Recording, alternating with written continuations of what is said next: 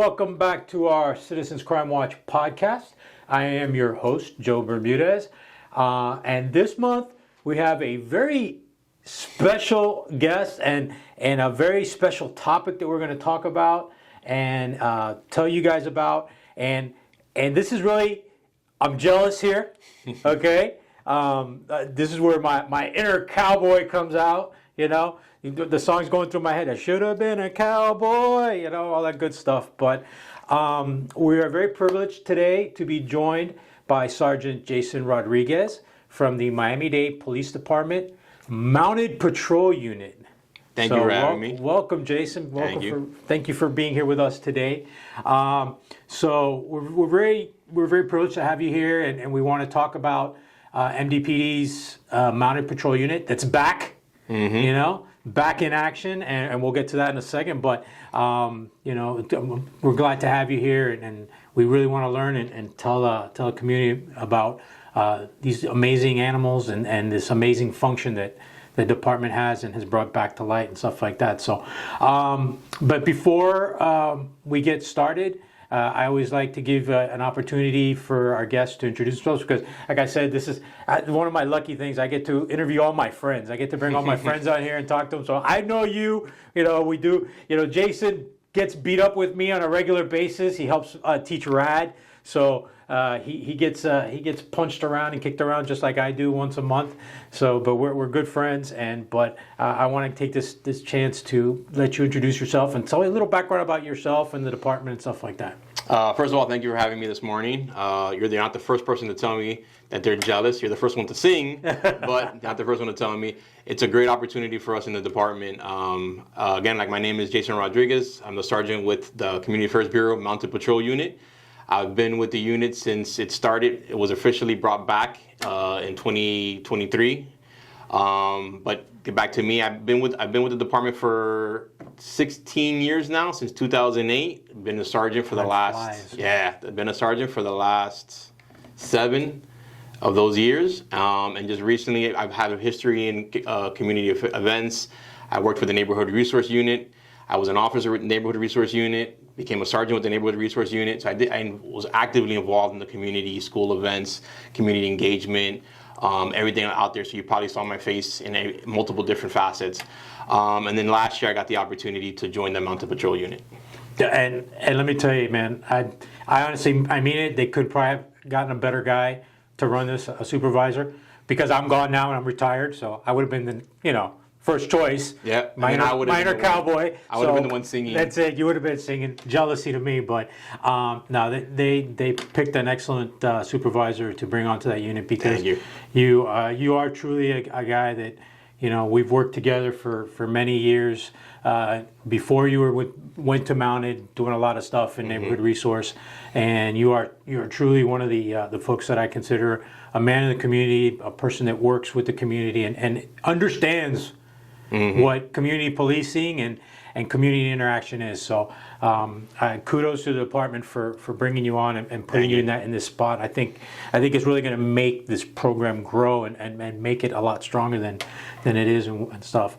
So let's talk, I remember, like I said, I go back. I remember before I left, but back way before that, we did have a mounted patrol back in the day. Yes. When was it the department got rid of it? It was back in 2008, 2009, during that big budget crisis. The budget crunches. Yes, that's when I was in community. That's when they got rid of community affairs. Yeah. Not give it. They minimized it. Yeah. They say minimize it. They do stuff and stuff. So unfortunately, Mounted Patrol was one of the units that had to be disbanded at the time due to that budget crisis, budget crunch.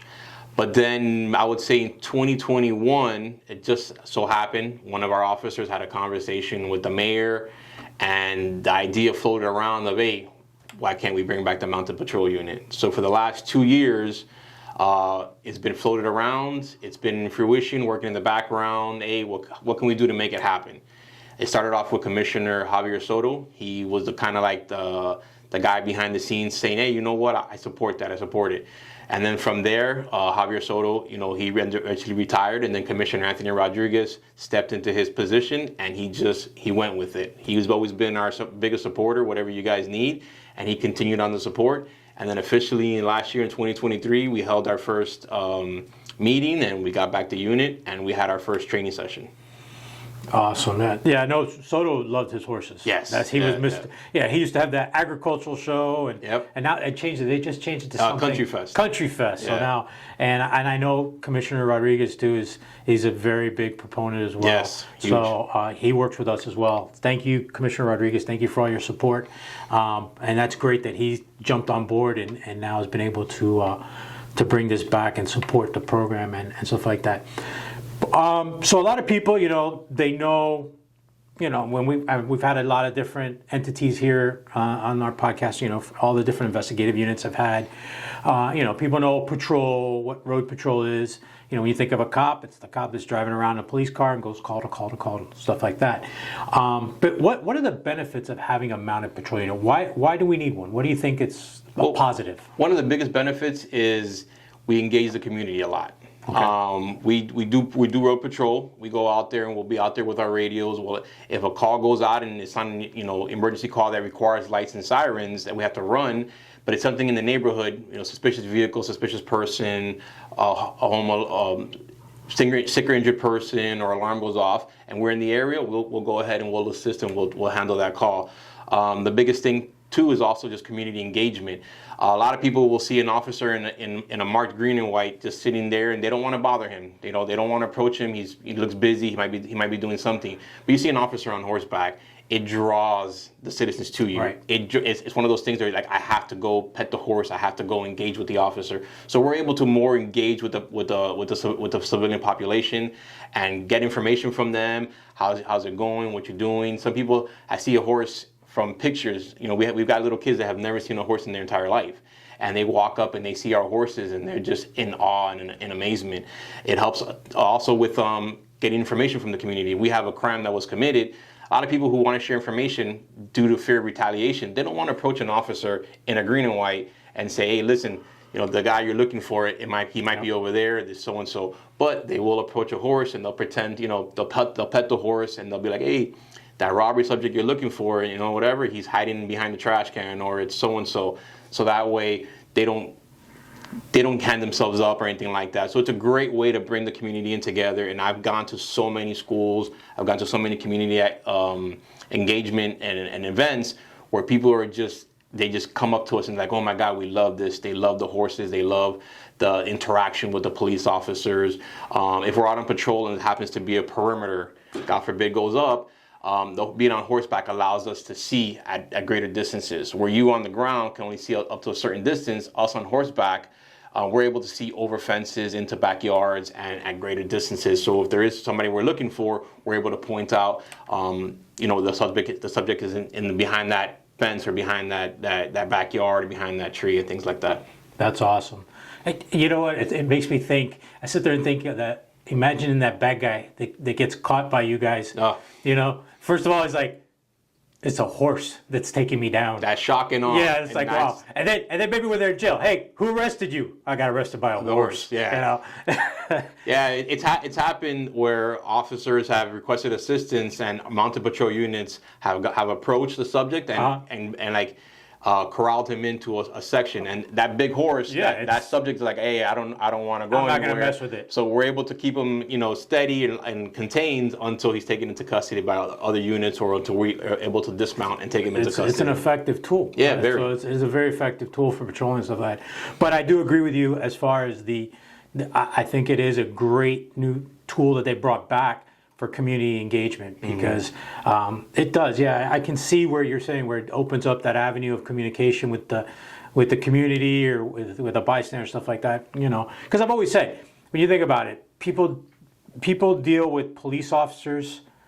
They're either, I kind of say at their worst, because the worst moments of their life, because they're either doing something wrong or something bad's happened to them. Exactly. Very few times do they deal with an officer in a positive light or something like that, unless they're dealing with like a community policing officer, which we're a big proponent of, and I've always been a big proponent of.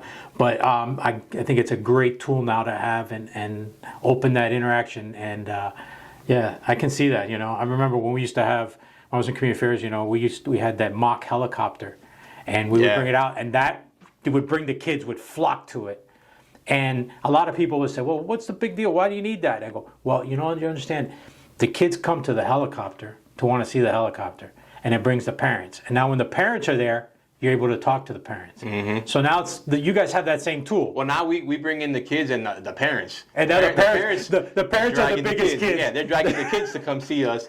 Because, like I said, a lot of people, they see horses from a distance. They get the opportunity, they might do a little trail ride. But it's just unique to see an officer ride up on a horse to, hey, we heard your burglar alarm went off at your house, or hey, you called to reference whatever incident in the neighborhood, and they're all like, yeah, we're here. And you guys came up on a horse. Exactly. Just like the good old days. We'll make it a point to like ride by a school, so when the kids are out there playing in the playground, that's awesome. They love it. We'll pull up with the horses, and they all just get to interact with the horses. But yeah, we draw a lot more parents than anything else. We're the biggest kids around. Yeah. So jealous. My jealousy meter is going up and up more and more we talk. So obviously, this officer just can't walk into the station and check out a horse like they check out a car. Or an officer going up, hey, I'm going on patrol. Can you give me the horse instead of the Crown Vic? I bet you a bunch of them wish they could, but no, unfortunately, there's some training involved. Yes, there's a lot of training. So a lot of training. So talk to me about what kind of training do you guys have to go through to be a mounted patrol officer? Well, our initial training is a 6-week course. It was put together in conjunction with North Miami PD. They have their own mounted patrol unit, and now Sergeant Orestes Torres, has been riding for several years now, and he's actually was the one that came over to our facility and he trained us. So it's a 6-week course. We went through it. We got familiarized with the horse. We got to learn the ins and the outs of the horse, how to maintain and keep a horse, how to feed the horse, how to clean the horse, how to bathe the horse, just everything to know about the anatomy of a horse before we even got onto the horse. And then once we did that, then we got onto the horse. We learned different tactics, first on the ground, how to control the horse on the ground. Then we slowly rode bareback to learn how to control the horse bareback, and then we rode using our saddles and our different equipment, our different tack, and then we learned everything: how to ride the horse, how to walk with the horse, how to walk in formation, how to do different pivots and maneuvers, how to back up a horse. It's just everything. Walk. You learn how to walk. You learn how to first you learn how to crawl, walk, and then run with the horse. So it's just different steps. It's a 6-week course, very intensive. After that, we graduated. And then we do a 2-week FTO course. Basically, it's a field training where we go out on the road with a certified mounted patrol officer. In this case, it was a detective, or now Sergeant Torres, with North Miami. And we went on the road and we ride along with him. He's the one who teaches us how to do everything we can. And then it's continued training. It's like we won't just do the 6-week course and then, okay, school is done. Hey. We make it a point to train every day that we possibly can. Any day that we don't have an event scheduled, or something like that, it's a training day. It's a constant training. You gotta maintain your skills. You gotta maintain your skills, and you gotta keep the horse entertained and trained. The horses they can't go too long without being stimulated, because then they'll get bored. So you have to constantly stimulate them, whether it be riding them, training with them, or just letting them out and letting them be horses.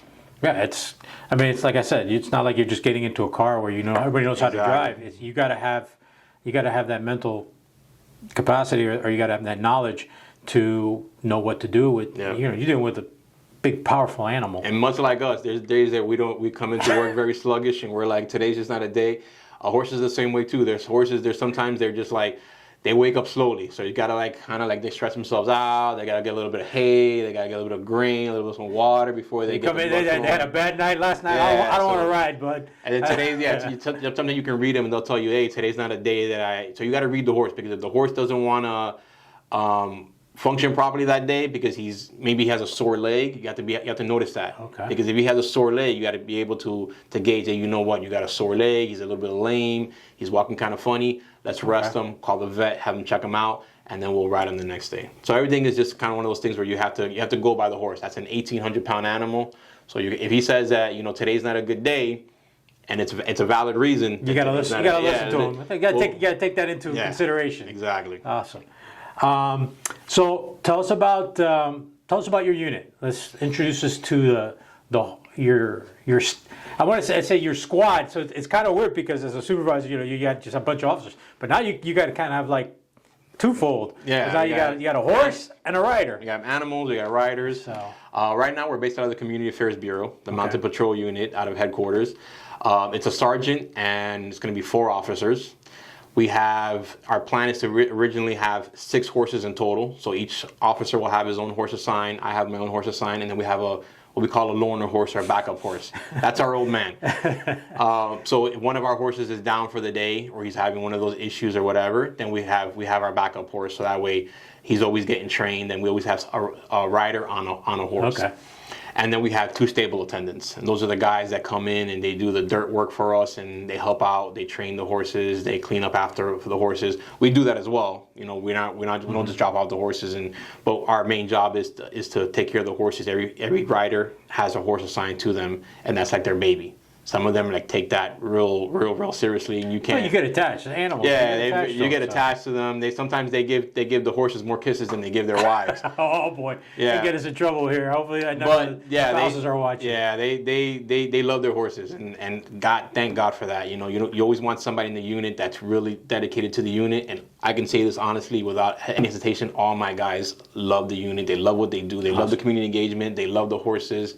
And myself, I wasn't much of a rider at all. I think the last time I rode a horse before recently was probably when I was a kid. And then I got bit by, I won't say bit by the bug, but I got bit by the horse. And now I love it. I love coming to work in the morning, deciding what we're going to do. Do we have an event? Do we take out the horses? Even though sometimes a lot of my administrative duties take me away from being able to ride.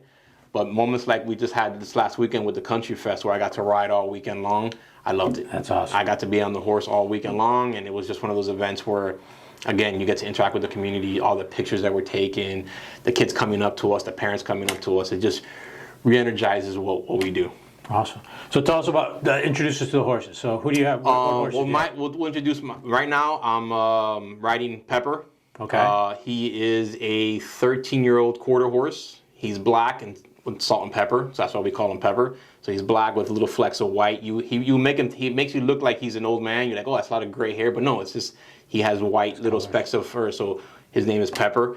Again, he's a 13-year-old quarter horse. After that, we have Buster or Busta, depending on how you want to say it. He's ridden by Officer Kern Deduduan. I always butcher his last name. But Buster is a Belgian Frisian mix. He is 9 years old now, so he's ridden by that officer. After that, we have Winston. He is a Percheron, and he is our biggest horse. He's a big boy. That's a big boy. He is a big tall boy. and he is wide. I've seen Winston at a few events, and he's impressive. Yeah. So he's an all black horse. He's our tallest horse. He's one of the big ones out there. He's ridden by Officer Jose Trujillo, who's the skinniest guy in the unit. Yeah. I'm gonna put him out there because he used to work for me, so I like to tease him. Yeah. And this is where I get my tease in. Skinniest guy in the unit. He's got the biggest horse. and he loves that horse. Yeah, but he does well on it. He does I give well. him props. He controls that horse. He does Yeah, very well on it. That is not. Winston is a very, very calm. He's very, very chill, but he's a big boy. So any little movement that Winston does takes a lot of energy to get him to move left, to move right, to back up. And Officer Trujillo, he takes it like a champ, and he controls him. Every once in a while, you see him, he's like, and he's struggling because Winston takes a lot. Because Winston's imagine an 1,800-pound, 2-year-old toddler. No. Even though the horse is 12, 13, 14, and 17 years old, Right. they're still like little kids. Little kids. Yeah. So. But True, you're doing a great job with them. I give you that. I told you that the other day, and I stand by it. So. And then we have Crockett or Croqueta. Croqueta for the Spanish For our community. Spanish people, but Crockett for short. He is a 7-year-old quarter horse as well. He's ridden by Officer Daniel Iguis. Came to our unit back in August. And Crockett used to be my horse, for a little fun fact. He was the horse that I went through the academy with and everything. Okay. But Crockett's one of those horses where you need to ride him every day because he loves riding. So I wasn't able to, due to my administrative duties, I wasn't able to ride him every day. So I gave him to Officer Iguis. And that was, I think, even though I loved him, it was the best decision for Crockett and for me. And Danny had. If I could have picked, I couldn't have picked anybody better to take over Crockett because he adores him. I think almost as much as Trujillo adores Winston.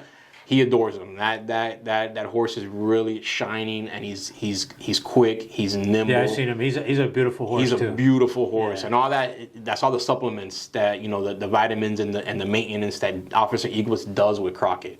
He takes care of that horse. I'm telling you, like I've never seen in my life. And then we have Jack, who's our senior horse. That's our loner horse. He's our old man. He's as a matter of fact, his birthday, April 23rd today. Jack turns 22 years old. Happy birthday, Jack. Yeah, he's 22 years old today. That's our old man. That's our go-to guy.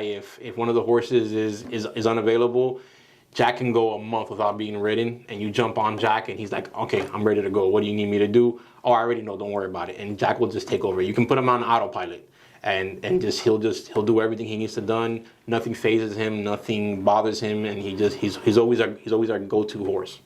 Cool. Yeah. Very cool. And you guys plan to try to get one more in Right the now, future? we're ordering one more horse, and we'll have our fourth rider. Hopefully, soon we'll have our fourth rider in the unit. Okay. We had one before, but she moved on to aviation, so she's up in the sky now. So she'll be replaced hopefully soon, and hopefully in one of our next lists or transfer lists. Okay. We'll have her replacement, and then we'll have the horse ready for her. Perfect. Awesome. So we know about the average day of an officer. You come in, get your car, you go out there, you check in, let me know, hey, any calls holding, start getting dispatched to calls and stuff like that, your regular patrol. What is the average day of a mounted patrol officer entail? And I want to ask you this because I know we've talked about it off camera and stuff like that. It's not easy. It's not what you think. It's not. No. You don't just show up, get on the horse, prance around, put them back in, and go home. It's not easy. I'm clean today. There's work. Today. I put on a fresh uniform. There you go. But no, it involves the guys getting in there at 6 o'clock in the morning. Sometimes even earlier, depending on how early the event is that we have or how far we're going to travel. Because if we're going to go a long distance, then we got to get in at 4. I mean, there's been times we come in at 4:30 in the morning. Wow. Because it's not like just like you said, walking into the station, grabbing a pool vehicle or grabbing a car and going. It takes a good 2 to 3 hours to prepare that horse for any event. So if I have an event at 9 o'clock in the morning, at the earliest, the latest I have to get to that barn is 6 o'clock in the morning. And that's the bare minimum, just so I can get the horse fed, cleaned, give them time to exercise, bathe them, clean off their hoofs, pick up all the manure, the urine, and everything. So the basic day, let's say a day that we have an event, right? The guys will come in at 6 o'clock in the morning. They'll let the horses out into the paddock area. That's the area where we let them run around in the grassy area. And the first thing they do is always they'll find the biggest dirt hole or the biggest mud hole, and the horses will just roll around in the mud while we're cleaning out the stalls. So each horse has their own stall. We clean out the stalls, give them fresh bedding, fresh shavings, fresh hay, fresh grain. If they take any supplements, any vitamins, the horses are all given that into their food. Then they're brought in, they're allowed to eat for a while we take care of the other duties in the stables. Then we'll take them out once it gets around the time to get prepared for the event. We'll take them out, we'll bathe them, we'll wash them, we'll clean their hooves out. They're nice and spick and span clean. Meanwhile, we're a hot mess. After that, after the horse is bathed and looking good and looking shiny, then Then you got to clean yourself up. We clean ourselves up, So we don't wear whatever uniform we're gonna wear to the event. We don't wear that in the morning. Usually we'll see us in like old pair of work pants and our old beat up cowboy boots and a shirt that we don't mind getting dirty. So we do all of that. Then once it gets time for the event, we'll dress up the horses or tack up the horses is what we call it. We'll get them ready, then we'll get ourselves ready, we load them up. So an event that starts at 9, 10 o'clock in the morning, we're there at 6 o'clock in the morning, 5:30 in the morning. It takes us that long to prepare all the horses. And now with our stable attendants, it gives us more opportunity to make it go by faster. So we have the stable attendants that while we're tending to the horses, they'll tend to the stalls. Or vice versa, they'll tend to the horses and they'll bathe them while we're tending to the stalls. So we all work as a team to get the job done at the end of the day. So we have that event, depending on if it's a community event, a career days, summer camps coming up now. I'm sure we're going to get called a lot for those, or just whatever event it is. We'll get ready like that. and then we'll go out, we'll do the event. Those are also considered like trainings because every day is a training day. So every event that we go to exposes the horses to new things. So if we come across, let's say a horse, it gets spooked by a trash bag from a trash can, we'll stop or whatever we're doing and we'll desensitize the horse to that trash bag. Let them know that it's safe because the horse's biggest thing is it might scare them, but they trust you. You got to build that bond with that horse. And that horse, as long as he knows, okay, I got Officer Trujillo on my back, Winston's like, okay, I trust you. But you're not going to put me in any danger. You're not going to put me in any danger. So if you tell me that bag is okay, then I'll walk towards that bag and it's not going to freak me out. It's not going to scare me. Because again, these are 1,800-pound animals. So they get startled, they get spooked, they get scared, they can cause a lot of damage or a lot of chaos, just them freaking out. So we always try to train no matter what. So we're even if we're at an event, we're training them. We're training them to stand still. We're training them to be okay with being pet, with being touched, being around noisy things. We have people blowing the air horns at community events, lights and sirens. We had a flyover with the helicopters, and horses are not used to that. And it's something you don't think about, but imagine they're not really able to look up and say, hey, that's a helicopter Yeah, above my head. they look up and say, yeah, that's just a chopper. Yeah, to them it's a huge bird. They don't know what it is. It's a pterodactyl or something like that. So they get kind of spooked. So we use everything. We use everything as a training opportunity. Awesome. So after the event is done, we bring them back to the stables. Yeah, it's not. Then you go. It's not easy. Yeah, it's not like here's the keys to the car. Yeah, here's the keys to the car. But you got to do all that stuff in reverse now. So now we got to do everything in reverse. We got to untack them. We got to clean. We got to wash them and bathe them because imagine they were sweaty all day. Either we're riding around or at an event. Which the sweating is actually good for them. It cools them off. But nobody wants to sweat and then just go to bed and go to sleep. So we got to bathe them. We got to wash them down. Make sure they're all nice and prepped, ready to go. Make sure they have fresh shavings for their bed. Make sure they have all the proper food and water and they're hydrated and everything.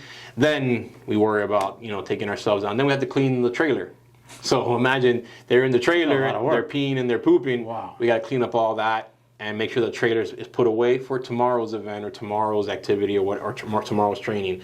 If it's a day that we don't have an event, then we take an opportunity to either go on a patrol. So we'll get a phone call from, let's say, one of the neighborhood resource units officers from a particular district, whether it be Kendall or Hammocks or Intercoastal or anywhere.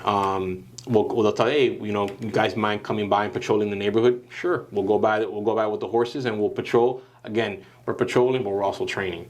If it's a day that, let's say, it's inclement weather, thankfully at Tropical Park, we have covered arenas. So even if we can't go out and patrol and we don't have an event, we'll take them to the arenas and we'll exercise them. So no matter what, they'll always get exercised. They always get some training involved. We do a lot of desensitization training. So we find that something out on the road that spooked them, we'll make a note of it.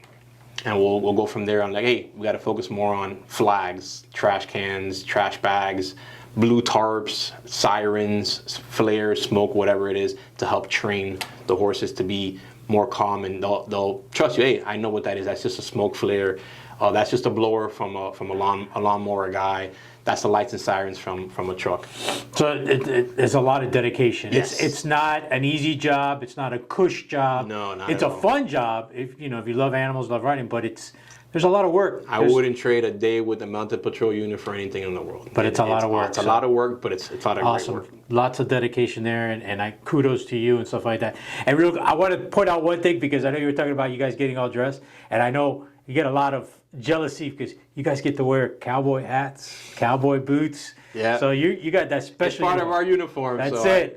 So we take advantage of it. Here's my jealousy meter going up. It keeps going up. So, but that's awesome, man. And kudos to you guys for having the dedication that you have as far as you put in that cowboy day. Yeah, we put in the full 10, 12-hour days. This weekend we were working 18-hour days, 14-hour days, and again, it's just from 6 o'clock in the morning till like 8 o'clock at night. Cowboy life. Yeah. So, talking about what you were just talking about now with events and stuff like that, you guys do a lot of community events, and you're out there again. It's a great tool for community interaction, community policing. I love it, man. I really do. How does or can a community at a community event, let's say an organization that's having a big community event, or like you talked about schools having the careers and stuff like that, can they request Mounted to come out? You guys just don't wake up and say, we're going here, we're going there. We're going. Obviously, you're getting requested and stuff and scheduled. Yeah, since we brought the Mounted unit back, the number of requests that we've gotten, I mean, there's 7 days in a week, and sometimes you wish there was like 8, 9, 10 days in a week. And unfortunately, there's some events that people are like, oh, can we have Mounted? And we're like double booked and triple booked and things like that. But if you're a school administrator, a teacher, you have some sort of, let's say your business, you're having some sort of huge community event, you can reach out to, first I would say reach out to your local police station, whether it be the Miami-Dade Police Department, and ask them, hey, where's your neighborhood resource unit officers? Can we, this is the event we're having, so that way they can get involved as well. Right. You can also reach out to CABrequests at MDPD.com. All right, and we'll put that down here so you guys can check it out. You can request the Mounted Patrol unit. You can request the therapy dogs there, any specialty vehicles. Like let's say Breast Cancer Awareness Month, we had the breast cancer vehicle. But yeah, you can reach out to them, give them the information, and just let them know who you are, the name of the event, the different information. They'll get back to you and they'll let you know this is the information that we need. And then depending on the availability of the Mounted Patrol unit or the other vehicles or the equipment that you request, they'll let you know, hey, look, this is what we have available, so on and so on. And those things get booked like months and months. I have people who in November were booking me for things for April. So that's how. So if you have something, make sure you get on there, request it soon, because if not, yep, no horse. No horse. Like I said, not just the Mounted Patrol unit, our therapy dogs get booked out, the vehicles get booked out, the helicopter that you mentioned, all those things get booked out. So the further ahead you can let us know, and we'll mark it in our calendar. Awesome. You know what? I like the fact that you guys are housed now in community affairs, because I remember before, when the old unit, it used to be part of Special Patrol. Yeah. So again, an awesome community tool, and you guys, I think, are in the perfect place to be out there and dealing with the community and being involved with the community and doing what you're doing. So it's awesome. And we'll put, again, we're going to put again here where you can reach for them, reach out to them to schedule and request them, and we'll have it in our notes as well. But Jason, thanks for coming out here today and sharing Mounted Patrol. I did want to give a shout out to, I know I've talked about this before, the Milton Foundation. Yes. The Milton Foundation has been a great supporter of us. I did want to give them a big shout out, because Yes. I know we were out there the first, when they were out there, we came out one day and they were like a checklist of all the stuff that they were going to help out. Since day one, since the inception of the Mounted Patrol unit was thought about coming back, they stepped in and they're like, what do you need? We're housed out of Tropical Park, Barn A, and they went in and they said, okay, what do you need? And they completely refurbished the entire barn. They made those stalls phenomenal. They put in everything that the horses could possibly need and everything that we could possibly need. And they've assisted us even further with certain items that we needed, saddle racks. You don't even think about that, but they got us saddle racks. They got us a fly misting system. The entire barn was 100% donated by them, all the work and the labor and the materials, and we could not have done it without them. It's awesome. So thank you. I did want to give that special shout out before we wrapped it up, because it's partnerships like that with organizations and stuff like that, and partnering with our community that we're able to bring things like this back and be able to interact and build that bridge between the department and the community, which is it's so needed. Yeah, the Commissioner Anthony Rodriguez and the other commissioners and the mayor, our department, and the Milton Foundation. There's also been other donors who have helped out, HPOA, POAT, the CPR Foundation. Once they all learned about us bringing back the unit, they all stepped in and what can we do? Awesome. What can we do? That's great. I love hearing that people out there supporting that, things like that. So, but again, thank you. I really appreciate you taking the time out of your busy day. Maybe you got a little bit of a break here. If you didn't have to shovel some poop for about 45 minutes. I'm gonna go change right now. So now you got to change. You got to get out of the pretty uniform and put on the duds and go to work. Yeah. But thank you for coming out. Listen, I'm back as a reserve officer. Yeah. So if you need somebody to ride, I'll tell Jack to get ready. Okay, I got my cowboy hat and I got my boots. That's all you need. I'm good. That's all you need. I'm good. You got a pair of blue jeans and you're good to go. I'm good to go. I'm good to go. So, but again, thank you for coming out, and we appreciate it. And we look forward to seeing you out there at our community events. I look forward to interacting We'll be there. with you and your team. Again, an awesome team that you have. A lot of the officers I've met with and seen at our events, and they're all outstanding. So, and they have an outstanding supervisor. So, Thank you. Appreciate thank you, that. my friend, for being out here. I really, my truly pleasure. appreciate it. And we'd like to thank everybody for joining us today, and catch us next month. But remember, crime prevention starts with you.